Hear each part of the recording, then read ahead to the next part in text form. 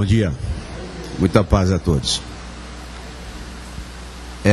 Hoje nós vamos ver assim algumas informações sobre a vida de Jesus de Nazaré, bem propício aos dias de hoje, tendo em vista assim a comemoração do nascimento de Jesus que se aproxima, né, o dia de Natal.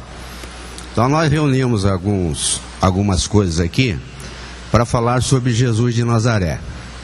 Nós sabemos que a mensagem do Cristo é de alta relevância para todos nós que estamos aqui na terra, tendo em vista a sua mensagem de amor, sua mensagem que nos leva à transformação interior com destino à felicidade. Então ele veio com esse objetivo. Então nós vamos ver algumas coisas acerca disso. Missão de Jesus. A missão de Jesus na terra foi fazer cumprir a lei de Deus, dar-lhe o seu verdadeiro sentido e apropriá-la ao grau de adiantamento dos homens. Porque Jesus veio bem depois, de Moisés. E agora o povo já estava melhor preparado para ouvir a sua mensagem. Então ele ensinou que nessa lei, cumprir a lei de Deus, ensinou que nessa lei se encontram os princípios dos deveres para com Deus e para com o próximo. Quanto às leis de Moisés, as leis mosaicas, no que se refere à lei civil ou disciplinar, instituída por ele, Jesus a modificou. Se refere àquilo que estava na lei dos homens, que era a lei de Moisés. E ele combateu alguns abusos, das práticas exteriores e a falsas interpretações da lei. O que Jesus fez. Inclusive, uma passagem muito interessante que ficou constituída na Bíblia Sagrada,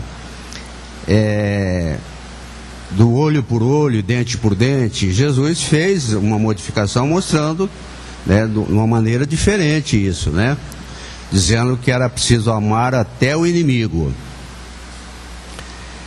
Quanto à lei divina, propriamente dita, disse não ter vindo destruí-la, reduzindo a essas palavras. Nós estamos falando da lei divina, nós estamos falando dos 10 mandamentos.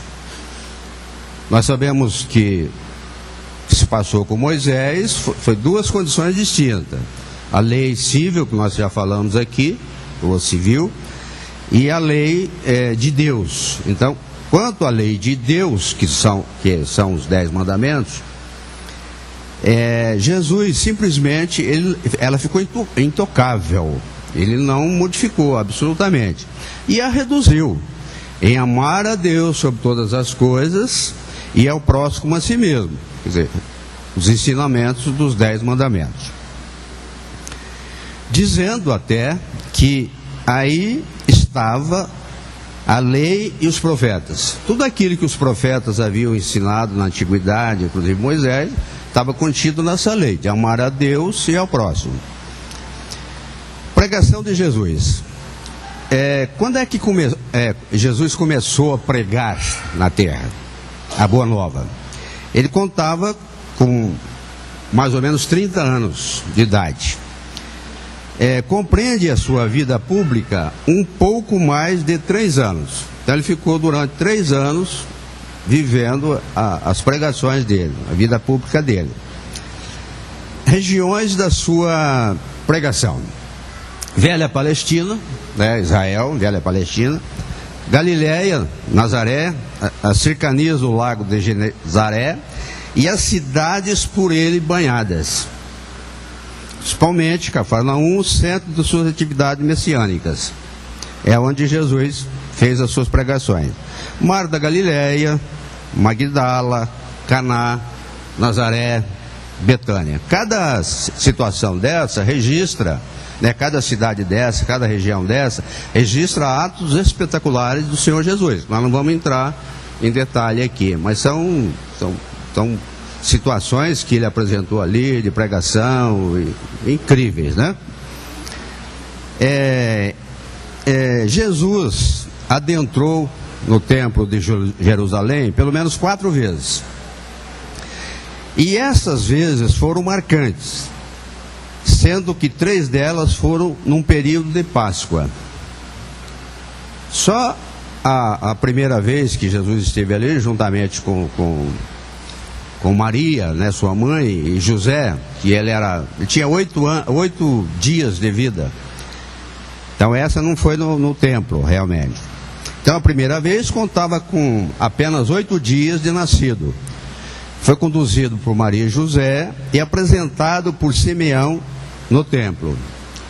Essa oportunidade, a gente sabe que hoje a igreja usa, né, a questão até do batismo e tudo, mas naquela época tinha a prática de apresentar o recém-nascido ao templo, né, religioso, sem sombra de dúvida. Inclusive até por ocasião da circuncisão, que havia uma prática na oportunidade, né? Tudo isso que nós estamos colocando aqui está contido no Evangelho segundo os evangelistas. Você vê aqui é Lucas 2:21, ele fala sobre isso. Depois ele fala ainda, Lucas 2:41, ele fala: a segunda vez Jesus tinha 12 anos de idade, também foi por ocasião da Páscoa, quando instruiu os doutores da lei, causando admiração em todos.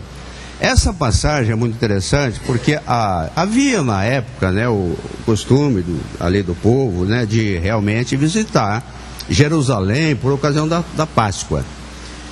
E nessa oportunidade não foi diferente, porque a família, né, se conduziu até com vizinhos e tudo a Jerusalém.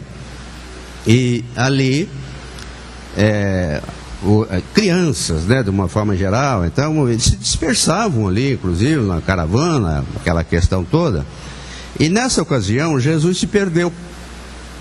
Quer dizer, Jesus não se perdeu, né? A família não conseguiu, né? Não se apercebeu de que Jesus na volta não estava presente na caravana. Aí voltaram para Jerusalém e encontraram lá um menino no templo.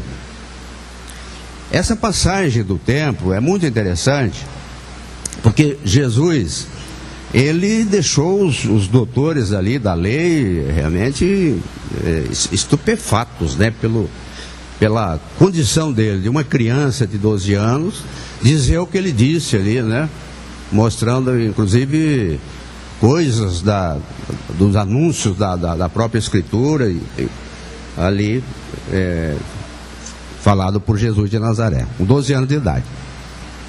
E a terceira vez, depois de batizado por João Batista, no Jordão, e transformar a água em vinho nas bodas de Caná, foi até a Jerusalém para o início do seu ministério.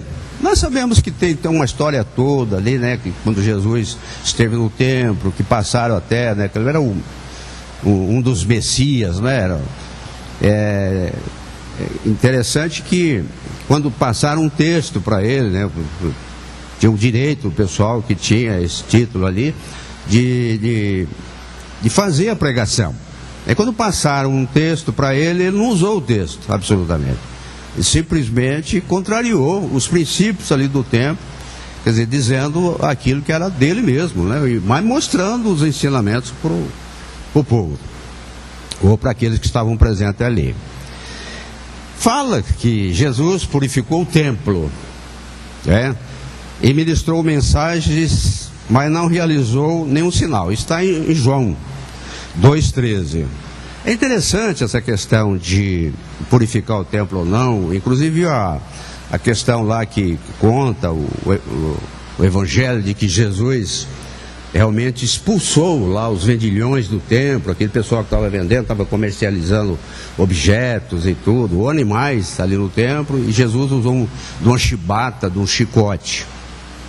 A gente não tem, né, não pode afirmar essa questão, mas Lucas está dizendo aqui, aliás, João está dizendo, possivelmente poderia ter acontecido isso, né? Também Jesus preocupado, mostrando, vocês, em vez de defender os princípios religiosos e tudo, vocês estão aqui comercializando. Que fosse até uma mensagem, né? Mas isso aí está lá no Evangelho, a gente não pode questionar. Mas a verdade é que Jesus de Nazaré tinha todo um poder de amor. E jamais ele poderia tratar alguém com animosidade.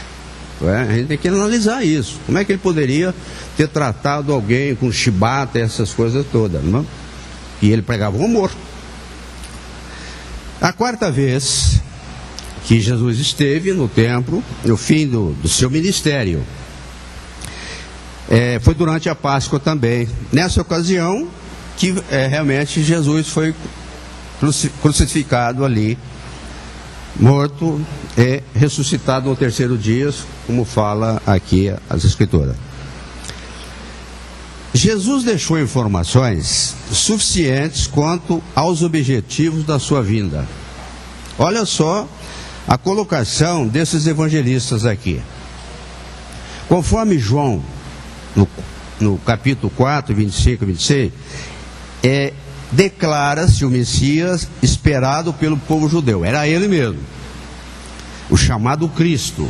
E segundo João ainda, afirma ser o Mestre. Jesus é que afirmou isso. Elucidou sua posição em confronto com figuras muito respeitadas da tradição judaica. Pessoas respeitadas, e ele fez comparação sobre elas, sobre Salomão e Jonas, os quais diz ser superior, e até ao famoso templo de Jerusalém, a glória de Israel. Mateus fala sobre isso, inclusive citando lá o intocável sábado, dizendo lá que realmente o pessoal tinha um hábito, né, na observância da lei, que era respeitar o sábado como o sábado santo. E Jesus, quando veio, ele disse, naturalmente, o sábado não, ele havia sido criado para o homem, e não o homem para o sábado. E foi a ocasião que ele fez curas. E aí o pessoal ficou contrariado com isso, porque Jesus não estava respeitando os mandamentos, curando no sábado, coisa que eles respeitavam. Era uma prática que não tinha nada a ver, né? Inclusive ele cita, olha, se é um sábado, seu boi cai no buraco, e você não resgata o seu boi porque é sábado, é uma pessoa doente qualquer, né, que precisa de um atendimento, como é que... Então era para o pessoal realmente buscar reflexões sobre isso. E quando ele fala que ele era o mestre e Senhor, uma passagem muito interessante, que Jesus pergunta aos discípulos: que dizem os homens que eu sou? E os discípulos disseram que, Senhor, uns falam que tu és Jeremias, outros que Elias, outros dizem que tu és um profeta reencarnado. E aí Jesus virou para eles e perguntou: e vocês, o que vocês acham que eu sou? Pedro se adiantou e disse: Senhor, tu és o mestre, Senhor, aqui na terra, Filho de Deus, vivo. Foi a ocasião que Jesus até falou: olha, não foi a carne que te revelou isso, mas meu Pai que está nos céus. Ele realmente era o mestre por excelência, né? Jesus veio chamar os pecadores ao arrependimento. João, quando ele fazia o batismo lá nas águas do Jordão, ele dizia assim: arrependei-vos dos vossos pecados. Era uma prática, né, exterior que ele usava para mostrar para o povo que o povo não bastaria receber o batismo somente, né, se ele não tivesse realmente preocupado com a sua transformação, se arrepender dos pecados, tivesse mudança interior, né? Então Jesus veio chamar as pessoas que realmente cometiam pecado, que estavam em erro, para o arrependimento, salvar as almas. Quando a gente fala em salvar as almas, nós não estamos falando desse processo de salvação gratuita, que muitas vezes as pessoas acham que elas conseguem dentro de um templo religioso, numa igreja e tal, sem se modificarem. Não é por aí. Então, salvar as almas, sem sombra de dúvida, era uma transformação que o indivíduo devia exercer em si mesmo, para que isso acontecesse. Eu vou mostrar à frente essa realidade. Então, salvar o que tinha perecido. E Jesus deu mostra disso naquele encontro com Zaqueu. Quando ele encontra com Zaqueu, né, e pernotou inclusive na casa de Zaqueu, e Zaqueu estava preocupado com as cobranças dos impostos, que ele era discriminado por isso, e achando até que o pessoal achava ele como um indivíduo de má vida, porque se conduzia dessa forma, achava que ele espoliava o povo.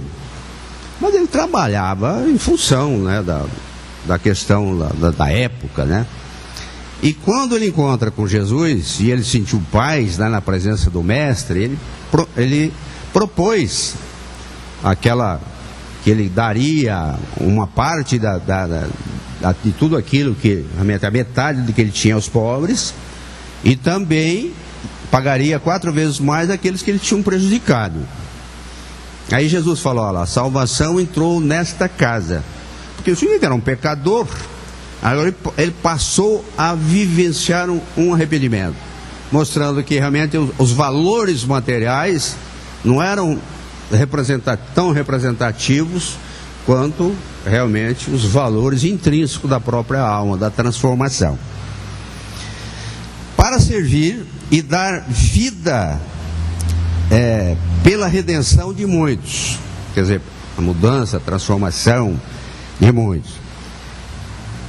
Ele afiançava haver mais alegria no céu por um pecador que se arrepende do que por 99 justos que nunca pecaram.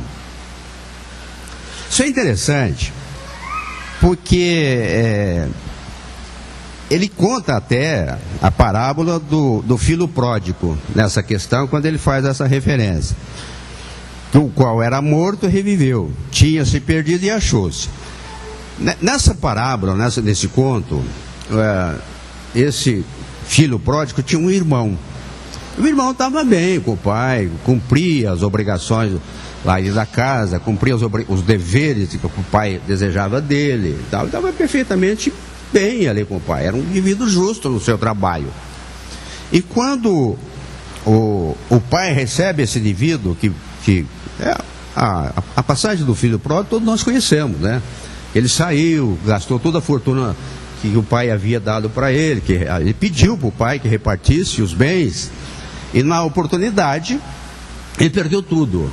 Aí ele voltou arrependido ao seio familiar, o pai os recebe com carinho, e o irmão até questiona isso, fala: mas eu que estive aqui não recebo nenhum mimo, né? O senhor agora faz festa, mata boi para realmente um indivíduo que fez tantas coisas erradas. Ele falou: não, mas esse aí está precisando muito mais que você. Você não se comprometeu, e ele se comprometeu. Então, por isso que ele fez essa referência, né? Que era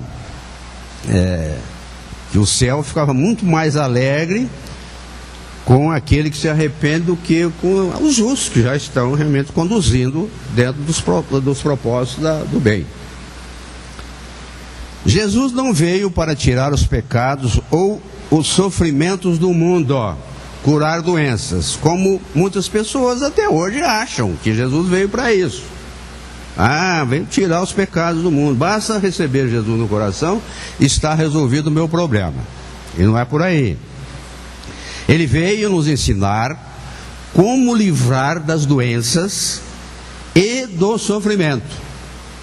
Ao exercer mudanças, trocar os hábitos infelizes por hábitos felizes, numa palavra, quando praticássemos o amor.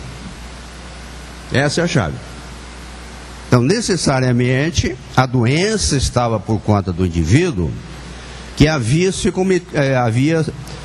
conduzido mal.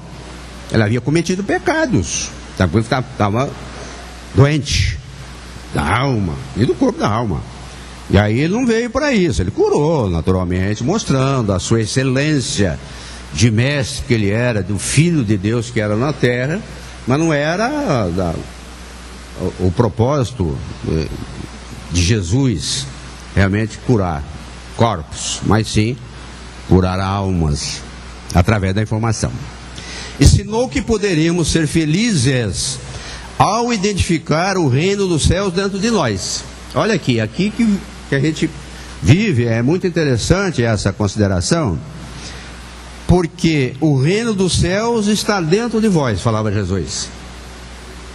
Então ele chamou-nos a necessidade da pureza de coração, quando disse: deixar vir a mim os pequeninos. Quando ele fala, ele chama, porque os discípulos na oportunidade tentaram até barrar, né, uma criança que vinha de encontro a Jesus. Ele falou: deixa as crianças vir a mim. E faz consideração, porque o reino dos céus é para aqueles que lhe assemelham. Criança. É uma mensagem espetacular, porque o reino dos céus, o reino interior, o reino está dentro de nós, é comparado à pureza de uma criança. Você não pode ter esse reino se você não for uma pessoa com pureza, se não estiver liberto das imperfeições, dos erros, das mazelas. Era isso que ele se referia. E aí, sobre esse reino, está lá no Evangelho, ele, quando foi interrogado pelos fariseus sobre quando viria o reino de Deus, Jesus respondeu: quando é que vem esse reino que o Senhor está anunciando? Aí Jesus responde: não vem o reino de Deus com visível aparência, nem dirão: ei-lo aqui ou lá está, porque o reino dos céus está dentro de vós. Lucas.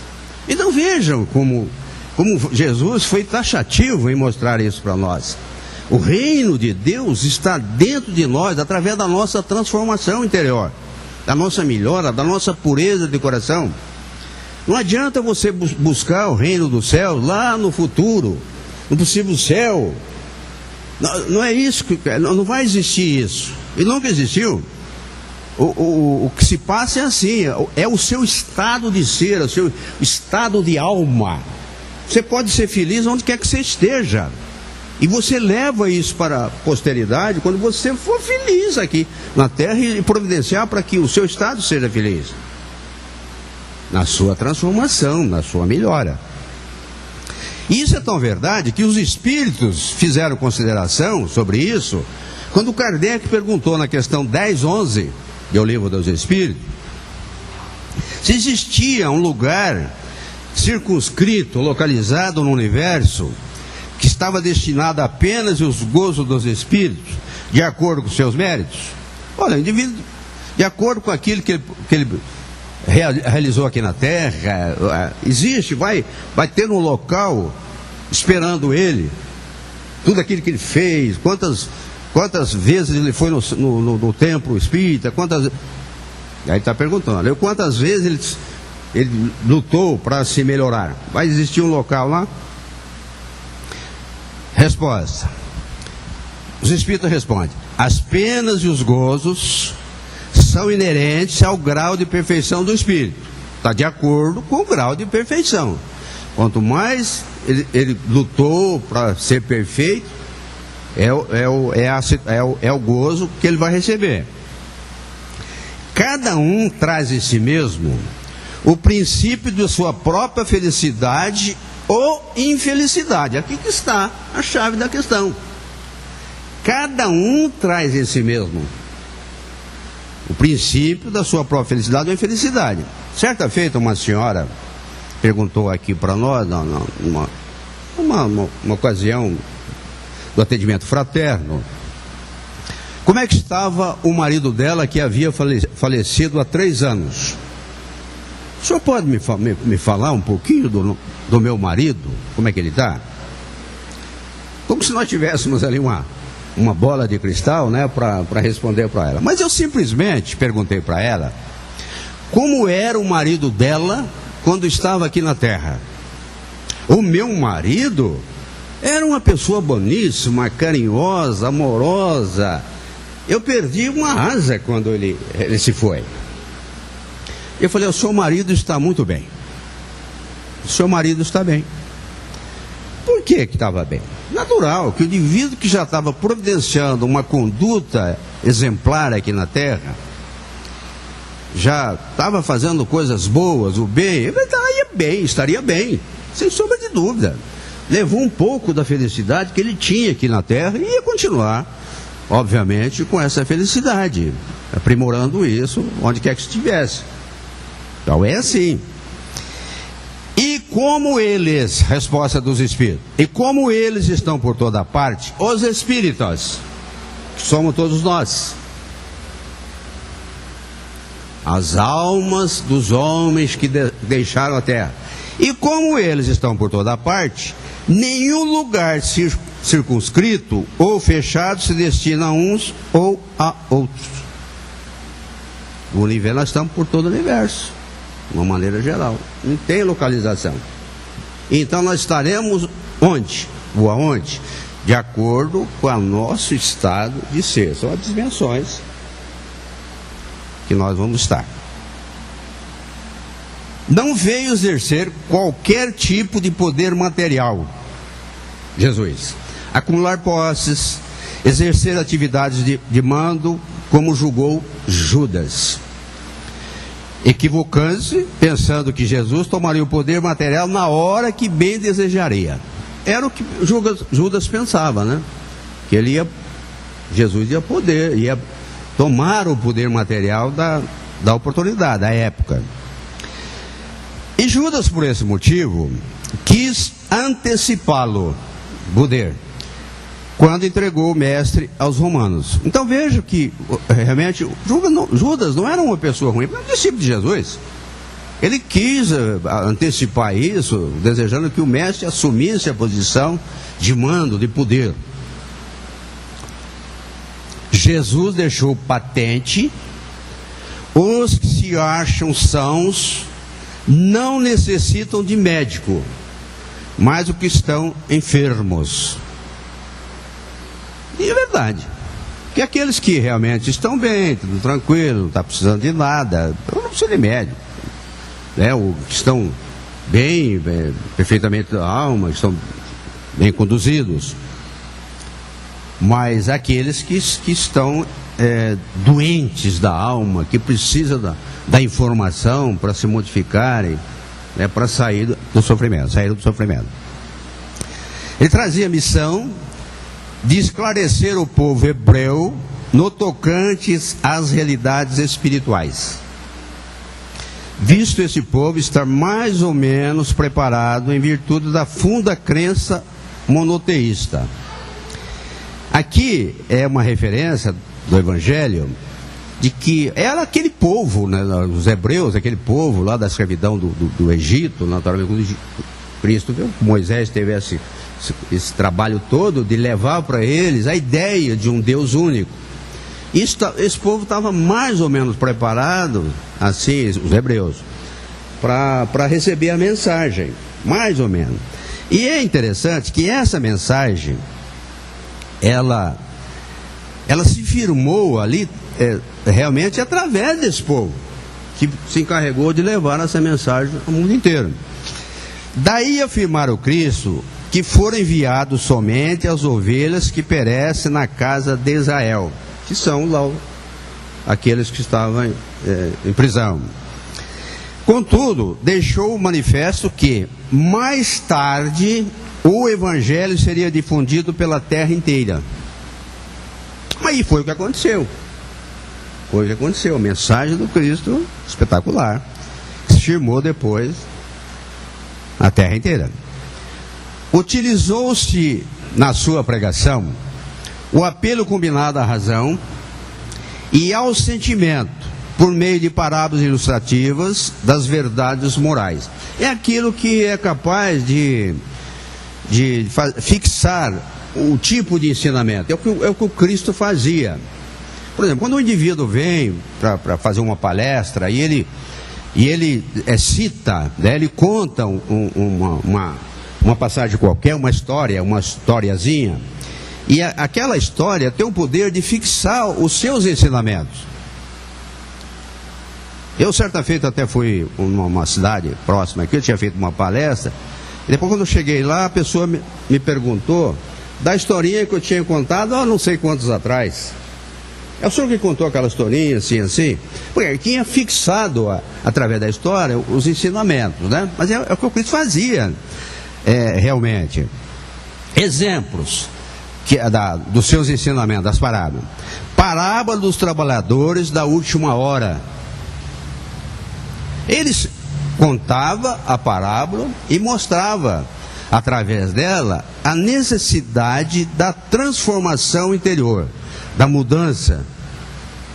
Nessa passagem ele até conta, né, que realmente o indivíduo estava ali, presente na festa. Aliás, esse não é da festa, mas ele falava da qualidade, né? Falava da qualidade que o indivíduo devia desempenhar através do seu trabalho. Ele falava da última hora, dos primeiros. Os primeiros seriam os últimos, seriam os primeiros seriam os últimos. E ele estava se referindo à mudança ou ao trabalho que devia desempenhar com qualidade. Parábola do semeador era naturalmente o conhecimento do Evangelho. Ele cita que cada um de nós podemos produzir de acordo com a nossa capacidade de produção, tanto no seu sentido espiritual como no seu sentido da caridade, do amor ao próximo. E parábola dos talentos. Todos nós estamos investidos em talentos, temos que multiplicar isso para a nossa melhora espiritual. E parábola da festa de núpcias é essa sim, que eu me referi, que o indivíduo chegou lá, e não estava bem vestido, né, que estava na festa, não estava bem vestido, estava com a veste nupcial, aí ele questiona, mas por que você está aqui? Ele era uma referência, realmente, que para você estar no reino de Deus, você comparava o reino de Deus com uma grande festa, de alegria, né? Era necessário você ter a pureza de coração, que era a vestimenta certa. O Sermão da Montanha trouxe ensinamentos belíssimos do sermão. Vejamos alguns deles. Bem-aventurados os pobres de espírito. Pobre de espírito, todos nós que estamos na vivência, buscando as oportunidades, né, com a dificuldade, os enfrentamentos, nós falamos agora há pouco, né? Mas desde que a gente fosse resignados com isso e soubéssemos que tudo está por conta da nossa liberdade de ação, aquilo que nós produzimos, aquilo que nós conduzimos, não se revoltar absolutamente contra Deus. São os pobres de espírito que Jesus falava. Pobre de espírito, os humildes, de uma forma geral. Os humildes são aqueles que têm humildade no coração. Bem-aventurados puros de coração, nós já falamos, aqueles que vivem a transformação. Mansos e pacíficos, sem sombra de dúvida, tem que vivenciar o amor para com todas as pessoas. E misericordiosos, aceitar as pessoas como elas são, dando amor para elas e perdoando-as. É essa questão que Jesus ensinou. Era a missão de Jesus mostrar a nós outros a certeza da imortalidade da alma. A vida não se constitui de uma só existência.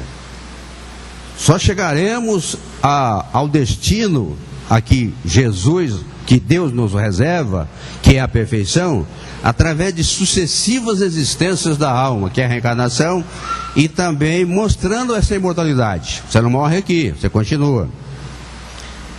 Monte Tabor, Jesus viveu essa transformação,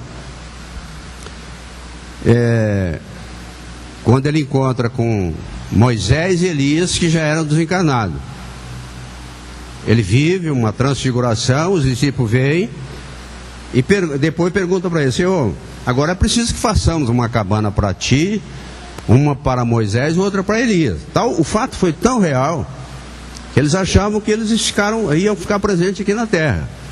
Então ele mostrava o quê? A imortalidade da alma. Eles foram, mas não morreram. Reencarnação, nós falamos, só através da reencarnação que nós atingimos o progresso necessário. Uma vida só, você não consegue fazer isso. Então você precisa da reencarnação para continuar o progresso, a melhora, a pureza, que nós nos referimos, pureza de coração. Os poderes de Jesus.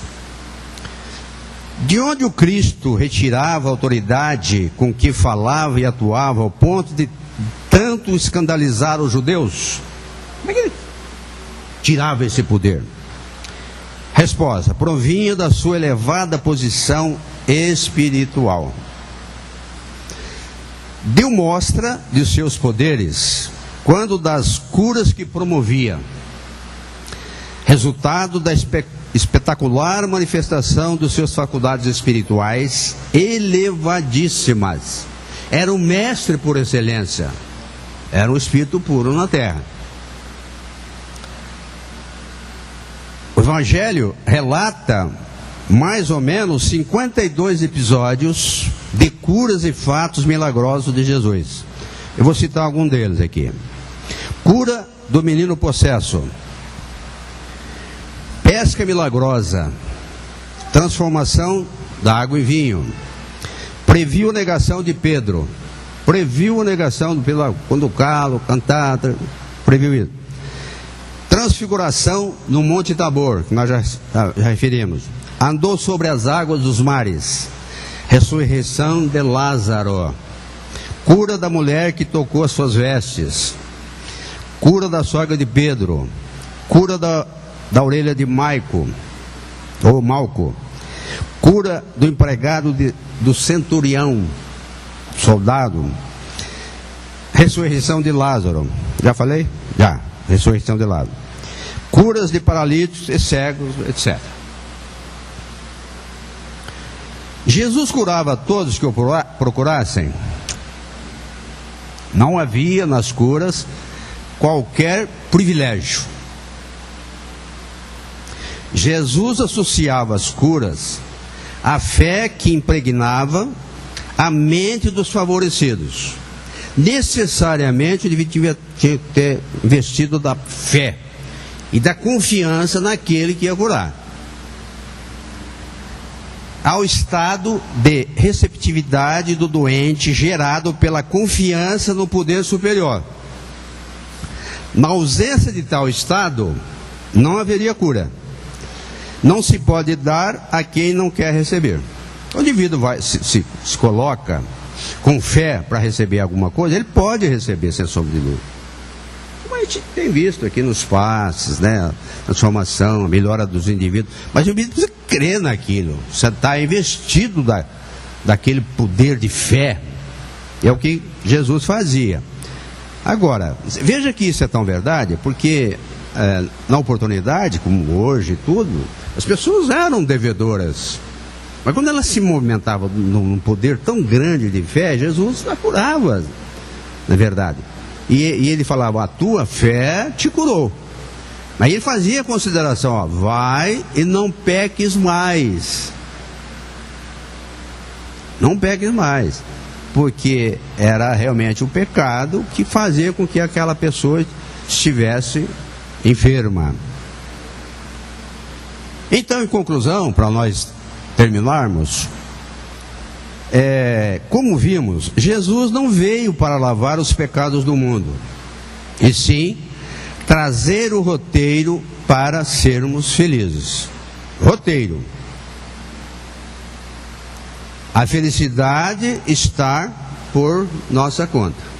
Ninguém vai nos fazer feliz, a não ser nós mesmos, através da mudança, através da prática, daquilo que o Cristo ensinou.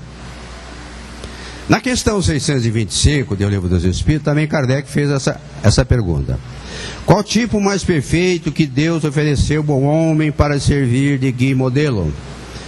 Para lhe servir de guia e modelo. Não é para vir aqui dar facilidade, basta aceitar. Não, para servir de guia e modelo. Jesus. Então ele trouxe os ensinamentos. Ele era o guia, era o modelo.